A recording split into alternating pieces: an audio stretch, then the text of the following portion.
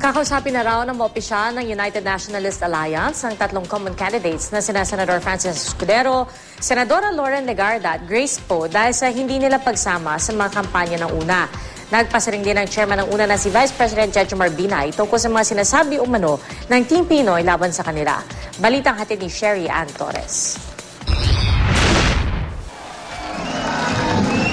Tulad sa proclamation rally sa Cebu, wala pa rin sa Bohol sortie ng United Nationalist Alliance o UNA ang kanilang mga guest candidate na sina re-electionist Senators Lauren Legarda at Chis Escudero at si dating MTRCB Chair Grace Poe na pawang dumalo sa sortie ng Team Pinoy sa Batangas.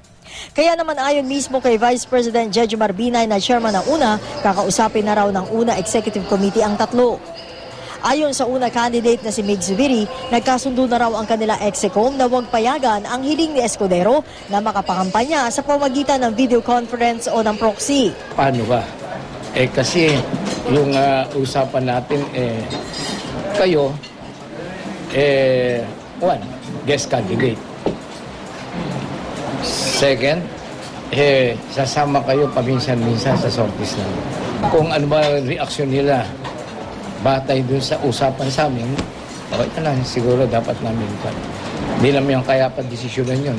Sila ang nakalagay dyan para dumosisyon. Si Binay at si Senate President Juan Ponce Enrile ang umalalay sa Bohol sortie ng kanilang mga kandidatong sina Zubiri, Mitos Magsaysay, Ernesto Maceda, Gringo Honasan, Richard Gordon, Jack Enrile, Tingting Kuwangko at Nancy Binay. Mahiwalay naman lakad sa Sultan Kudarat si JV Ejercito, kaya di na nakasama sa pag-iikot, hindi lang sa Grand Rally sa Tagbilaran, kundi pati na sa sortie sa mga bayan ng Kalape at Balalihan, kung saan nagpasaring si Binay sa Administration Coalition.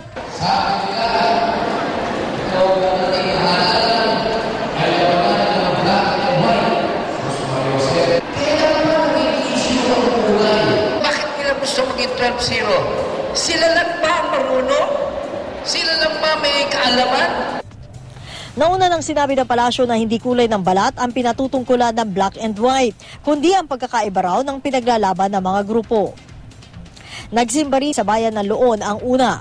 Pero sa pagpunta rito, nakasabay naman nila ang Special Barangay Assembly ng Provincial Chairman ng Liberal Party sa Bohol, kung saan namigay ng bigas at application form sa mga residente para raw sa health program nito. Matagal na raw kasi itong nakaschedule, bagay na ipinagkibit-balikat na lang ng una. Hindi namin alam kung mayroong rally kay Binay sa una. Kasi yung schedule namin, naka-schedule. Walang bahid politika yung namin, yung asemblea namin.